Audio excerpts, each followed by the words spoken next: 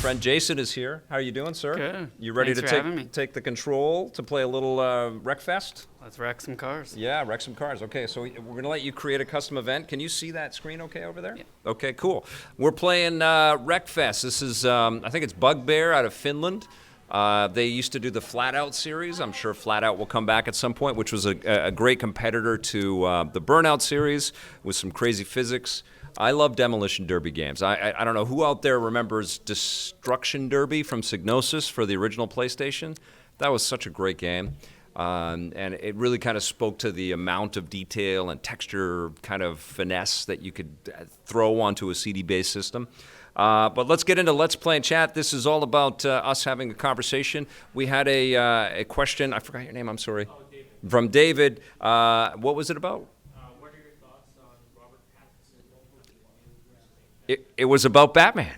It's what are my thoughts about Robert Pattinson becoming Batman? Well, listen, I was down on that choice because of all the baggage that was associated with Robert Pattinson, all the gossip baggage. Not because he's an incompetent actor or he couldn't perform it. I think he could. I think he will also physically get to that as well. He seems to always be really lean and thin, but I'm sure he's on a massive workout regimen right now. And he seems like he's a pretty level-headed dude that just wants to make good movies. And he's apparently this new Lighthouse movie that he's in. I see critics at these screenings all the time, Vancouver movie critics, and somebody just told me that the Lighthouse is incredible. I haven't seen it. I want to see it. But I did see Good, what was it, Good Story or Good Times. It was a very weird indie film, but he's amazing in it, and it's a good movie. So I like the actor as an actor choice. I'm over it with the baggage stuff. Now I'm just excited because I love Matt Reeves. I think he's phenomenal. And I think the direction that they're going as somebody that's a younger Batman, he's more of a detective. That's exactly the way that they need to go. And hopefully the physicality in the suit, he's going to be a little more acrobatic, and he's not just going to be punch guy, putting guns on my Batmobile guy. You know, hopefully it's a little bit more stealth and sneak and, you know, martial arts and acrobatics. That would be rad. And I had this other idea, and I'm going to float this with you because we're all friends, right? I almost tweeted it, but I could just see the backlash. What if they cast Kristen Stewart as Catwoman? Wouldn't that be crazy, right? If they want publicity, if Warner Brothers wants everybody to go, what? That's what I would do. They've already gone halfway. They might as well go all the way. All right, so I got a question from Jim Cole. What's the best Spider-Man cartoon? You know, I haven't watched a lot of the animated Spider-Man stuff. I was into the DC world quite a bit when I was, you know, watching a lot of animation. But if the best superhero movie in general happens to be an animated one, it's on some days it's Superman the movie, and on other days it's Spider-Man Into the Spider-Verse. So I guess that's my pick for best Spider-Man cartoon, but I know I'm kind of cheating there a little bit. Johnny Dark, you are awesome. Psyops for the win. Is Vic playing Greedfall? No, I'm not. I'm not playing Greedfall, but Psyops is incredible, and got major Psyops vibes and chills down my spine playing Control, which I hope all of you guys have checked out. It's incredible. Remedy killed it. Johnny Dark, you had another question back there. I forget what it was, and I lost it on the chat. I'm sorry, brother. But please ask away, ask again, Johnny Dark, and if you can help me with all caps, that would really help me. Rambo became angry Batfleck. I guess everybody was chatting quite a bit when I was doing my review of Rambo. Yeah, what a disappointment. It was like a dirge. I was just sitting there by myself, feeling really sad for myself. It's like, what am I watching here? This is terrible. Olaf Christensen lives in Brighton in the UK, and it is incredible down there. And my family and I had an awesome time. My wife and daughter came to the city for the first time. I've been a few times. We shot the making of, what was that? Split Second, yes. Excellent studio. Climax, the racing company. Or no, they were BlackRock. They were kind of a division of Climax, and Disney had bought them. such a cool team and such a great game, and loved the city. Was down there for something else as well. But I had a great time there. I went to Portsmouth as well, visited Climax there. I've been down to, where Lionhead was? What's that place called? It starts with a G. Oh, I can't remember all my UK cities right now. Guildford, England, yes, where Media Molecule is as well. Lovely town too, but Brighton is something special. If you guys ever get to the UK, you want to go there. It's got a real kind of seaside, it's right on the ocean, but it's got this kind of San Francisco hippie kind of vibe a little bit. Reminds me a lot of Vancouver and Sydney, Australia. There's a great sort of welcoming ambience there. Great food, great music. My kid, we went to I'm talking a lot about Brighton, but it's great. You got me going on this, Olaf. We went to the pier at Brighton, and when we landed, because we landed before our hotel would let us in, and so we had hours to kill, and we got my kid addicted to gambling. We went to the pier, and we're popping in some British pounds into those machines where the little things were coming down, and she got her little plastic toys. Took hundreds of dollars. No, it took some money, and then she finally got it. All right. Zero Cool. Oh, okay, here we go. Zero Cool's disagreeing with me about my Rambo 5 review. Was I a mod or a rocker? This is a question from Blake Siefkin about Brighton. No, I guess I would lean a little more to the mods. And actually, while I was there, a whole bunch of Vespas rode by because they were having a mod scooter weekend. And as I was shooting, tons of Vespas were coming by, which was cool. What do you eat to keep looking young and fresh? That's from CS. That's very nice. Actually, I don't know if anybody's asked me this before, and thank you for the compliment, but I'm a vegetarian, and I've been a vegetarian for a long time, since I was 13 in high school. So I was a very weird kid. Like, everybody would always ask me, how do you survive? How do you live? And is that all you're going to eat? And so I would take, I lived in Kitsilano, and our school was near Dairy Queen, and so all my buds and I would go to Dairy Queen, and I'd have a bag of fresh fruits and vegetables, and that would be my food for the day. I'd have like a pound of fresh fruits and vegetables, and that's what I would eat. And I've never eaten meat since then. And I've had seafood, quite a bit of seafood over the years. I like seafood. I kind of stay away from that stuff. I actually don't drink a lot of milk anymore. I'm an almond milk guy. I'm a total West Coast hippie. But now it's not so weird, you know. It's like they sell Beyond Burgers at A&W, you know. Like, that blows my mind. That's not a plug for A&W, although they're delicious. It's definitely a different era. I don't smoke. I don't drink that much. Don't work out at all. I play a lot of video games. But I do a lot of walking, and I definitely do watch what I eat. Okay. Almond milk for the win from the VR Grid. It's very bitter when you start almond milk for the first time, especially in your lattes and coffees and stuff. But then there's something even more satisfying about that bitterness. It's like bitter on bitter with the almond milk and the coffee, and I just love it.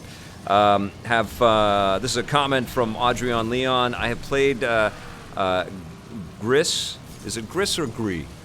It's developed in France, so I guess it's Gris. I've played Gris and completed it. It's truly an amazing and wonderful game. It absolutely is. And my daughter loved it, and she wants me to play the soundtrack all the time, which is great. Vic, as someone who had Link's Awakening on the Game Boy, do you think it's worth dropping $80 on Trevor Moore? Absolutely. It is so charming to see what Nintendo has done with this remake. The game was excellent. There's a reason why Nintendo chose that. I've seen this comment a lot. You know, it's a portable game, and they're out charging full price for it. Yeah, it's a portable game, but it's such a robust portable game. It almost was nonsense that it was just a Game Boy game. It was probably mind-blowing for people that had the Game Boy originally and went, how is there this much game on this game? You know, like I'm walking around. The last thing I played was Tetris with some shapes, and now I've got like a giant world to explore. And that's why Nintendo said, let's go back to it. It's incredible. Plus, there's a huge market out there that loves Zelda, but has come to it later and has never played this game. And this is the best version of this game. And I love that Nintendo is very respectful of the past, but updates it in some really innovative ways. And you're going to want to play the game, and you're going to want to play it again, and you're going to want to show it off to people that you care about, and you're going to share it, and it's going to be an awesome part of your collection. And if you pick up one of those little Link amiibos, you're going to freaking adore it. And it does feel like a tiny little appetizer when you stack it against Breath of the Wild, but it's still a satisfying and well-made, delicious appetizer. So yeah, I would definitely pay full price for that. And we know Nintendo hardly ever drops their price on games, so if you want it, you're going to have to pay full price for it. Question, what do I think of the new Modern Warfare remake? I'm nostalgic for the original Modern Warfare 1 and 2. I think it's incredibly risky, some of the stuff that Infinity Ward is doing with the story.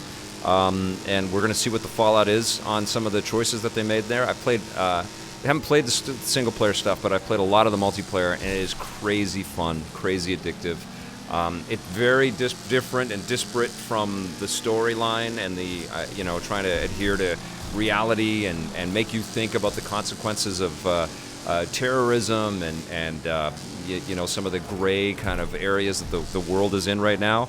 But it's very well made, and it's beautiful. And I couldn't help thinking about the beauty of that game because I've seen it running on the PlayStation 4 compared to what I've been seeing on Borderlands 3, which isn't a bad-looking game, but it's just not at that same production quality. So I'm very, very psyched to get the final Modern Warfare and to go through the campaign and dive into the multiplayer and then give you guys some feedback on it. I've been entertained every single time. Yes, there's a predictability and a familiarity and an over-the-top zaniness. This time they're trying to avoid a lot of that stuff. And also, a franchise exhaustion as well, just like we felt with Assassin's Creed and Tomb Raider and some other types of games over the years, Tony Hawk. But they're, my scores kind of illustrate that. I've always been entertained by the Call of Duty games. Some of them more so than others. But I'm psyched. I think Modern Warfare is going to be a ton of fun. Question, have I played enough Borderlands 3 to shoot a review, and will you be doing any more streaming? This is from Taz. No, I have not. I played some yesterday. I streamed some to test out the new streaming thing. Got some questions about this. We have decided that we're going to try to extricate some of the live streaming and some of the game streaming that we're doing that's just specifically live type stuff to a different channel, because we're flooding this channel and we get news from people that their notifications are lighting up like crazy, and we're trying to kind of make it a little bit easier. So if you want to be here for the live stuff or watch some live Let's Play type stuff like I just did yesterday with Borderlands, eventually it will be there. For the time being, it's all here. We have to kind of create the full plan and shoot a little video and kind of say why we're doing this and make it clear. And then we want to try to get as much subscription commitment over on the other channels so that we can secure the Electric Playground Live URL. I probably shouldn't say that out loud because now somebody else is going to try to do it. But would like to have that and like to be able to kind of share that as our live thing, and then the EPN channel. You'll still be able to access all of the stuff, but the EPN channel will be the hub for a lot of the edited pieces and the packaged pieces that we do, and some of the cut downs and things like that. Got some advice as well from a friend that said that it would be better for visibility if we kind of separate some of that stuff. And so we're giving it a shot, and if it doesn't work, we'll put it all under one umbrella again. But everything is going to be threaded and tied, and you're going to be able to get to everything nice and easily. I wish there were more options, honestly, with YouTube. YouTube, I know you're not watching. Mr. YouTube, if you are watching, I wish there were more options for the way that you could lay out your page. I know that there has to be conformity and uniformity, but if you're making more than one thing, it's a little disappointing that your stuff just gets buried so quickly, and it's all just about what happened yesterday. And honestly, a lot of YouTube is, what am I going to buy tomorrow? Let's look at a video about what I'm going to buy tomorrow. And I feel like there's a lot of different ways that content could be served up, but YouTube is making so much money and they have so many things to think about that they're not really caring about the way that media is kind of presented or managed. And I think there could be, it's almost like there could be a whole business on YouTube creating sort of layouts for people, but they don't want to get into that. So it's not happening. So we're trying to figure things out to make it easier for us and easier for you guys. Okay, let's see what else we got in here. Zero Cool says, I've always said that Vic and Tommy are opposites. Vic is the politically correct dork, while Tommy is the politically incorrect a-hole. Zero Cool, you're a little too blunt. That's all I'm going to say.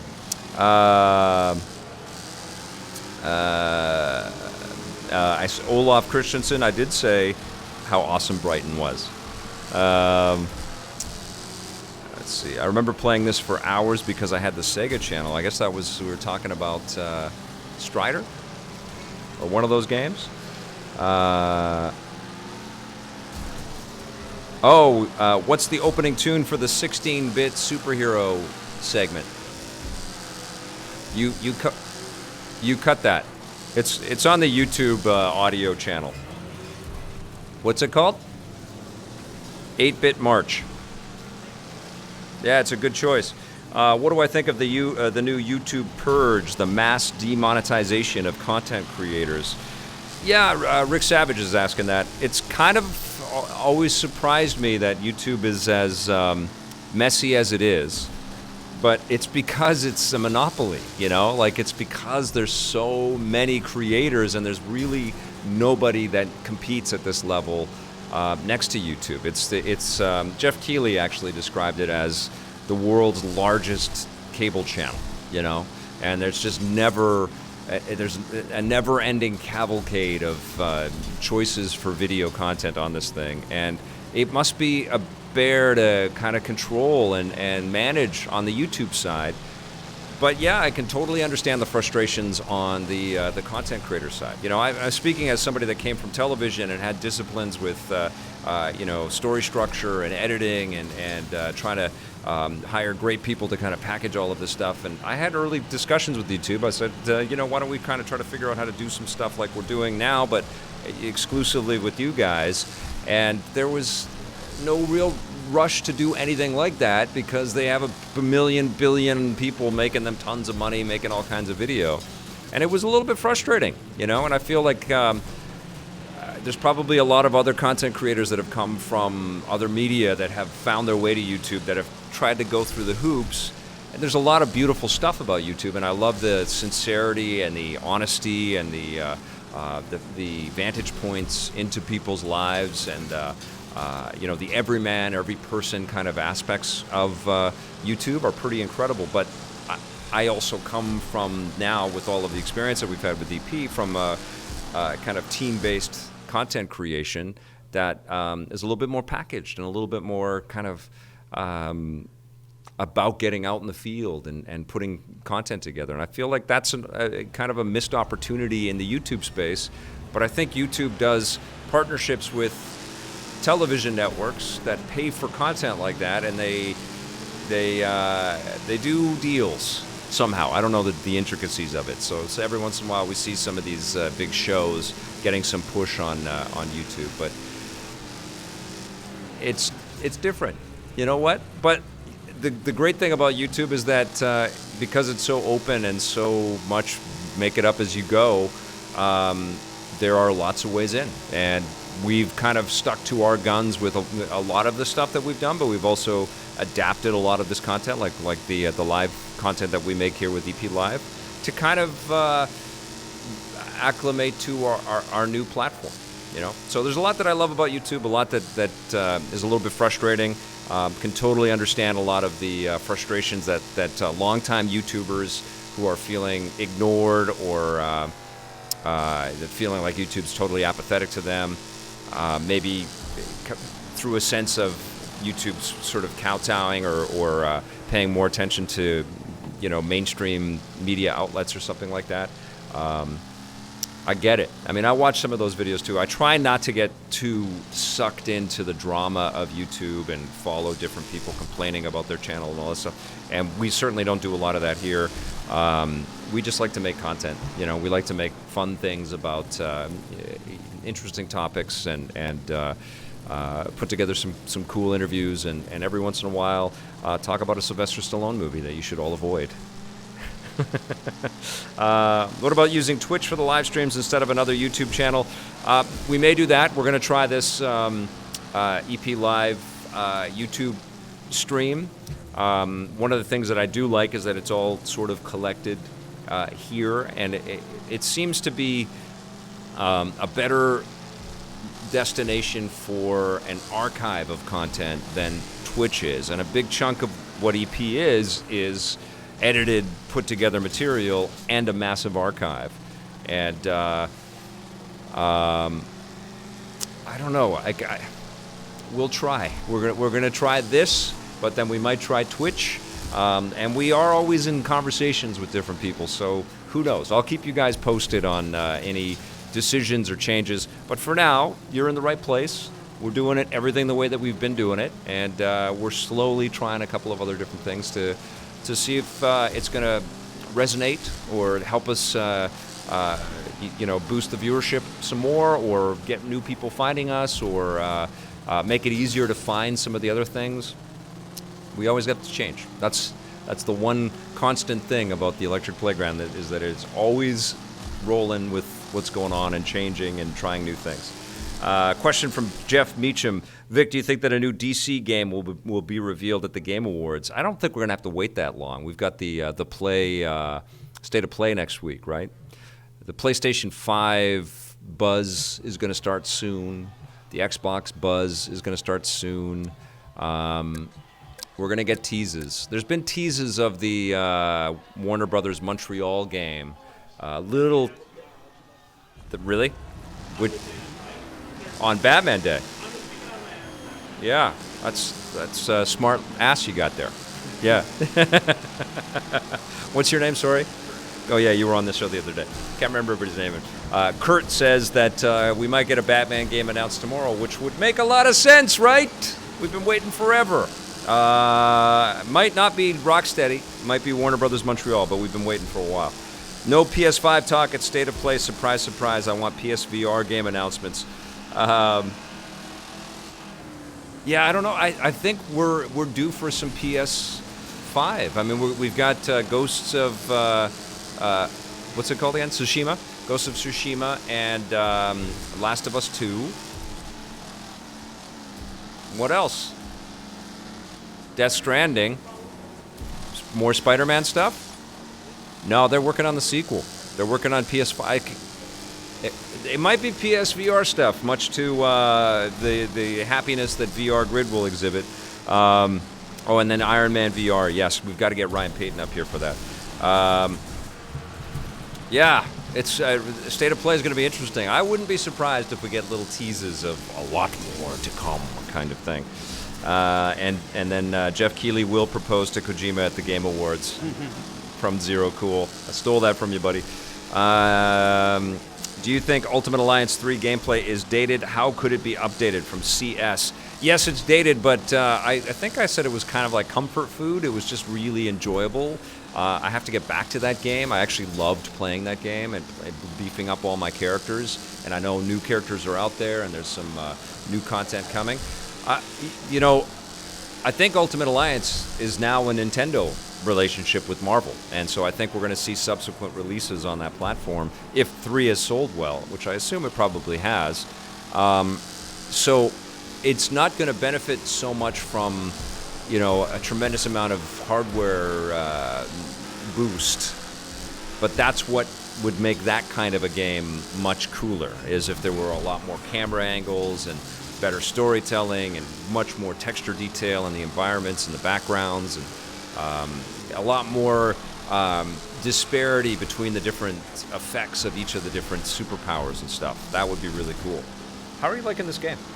I suck at it. But I'm glad I didn't bring my car to Vancouver if this is how I drive. But no, it's really fun. Is it cool? Yeah.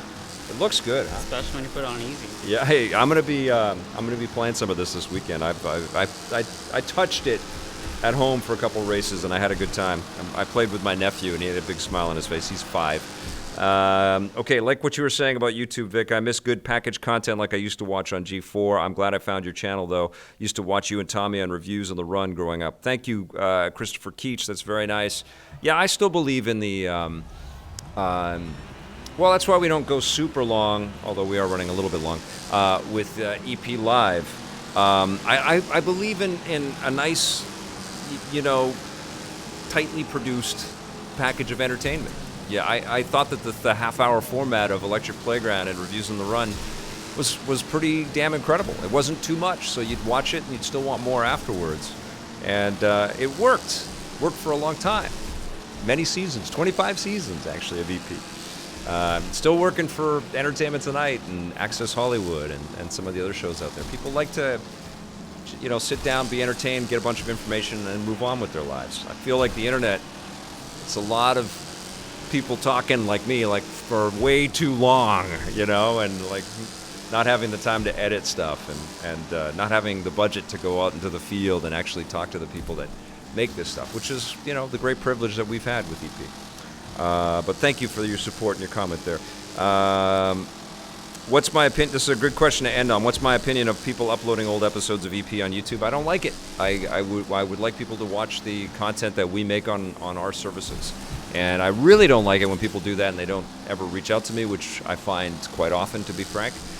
So help me out if you see our stuff. It's not like I'm going to go chase them with lawyers or anything, unless they're being really egregious. But yeah, it's not cool. I recently had a Twitter interaction with a YouTuber that pulled a bunch of our content from E398 and stuck it into his video, and I thought that was really cheeseball, man. Didn't reach out, didn't ask, didn't even credit us properly, didn't put links in the thing. But it starts with ask, and this is what I would say to any YouTuber out there that likes our content. And, real talk here, we were one of the only cameras in the world at a lot of these things. And it costs us a lot of money to make the content that we made. So I don't feel good about people just pulling it, ripping it, and sticking it up there, I feel like people should have a little bit more respect. And that's one of the issues that YouTube has, is that there is this idea that content is free and you can just pull and rip and re-upload. And I wouldn't do that, and I would expect that if you're going to be a professional in content generation, you shouldn't do that either. So that got a little heavy. But you asked a pertinent question. Let's see. We're going to do one non-heavy question. Don't ask me about Rambo 5. Okay, this is a comment. I can't believe Victor Lucas has been working since G4. That's an inspiration in itself. Keep up the good work. Lots of memories of you and Tommy. Thank you so much. And Jason just won the race. Yeah, that's a great way to end. Thank you, guys. Thank you all for your support and for liking this video and subscribing if you're brand new to the channel, and for telling your friends that yes, EP is still making lots of good content. Thanks for watching, everybody. We'll be back on Monday, and I'm working on a very cool guest that is associated with Contra. So stay tuned. Not locked down yet, but I think it's probably going to happen. We will see you on Monday, 4:30 p.m. Pacific. If you are in the Vancouver area, come on down and join us at the Vancouver Film School Cafe at 390 West Hastings, or you can watch the stream right here. Thanks for watching, everybody. Play forever.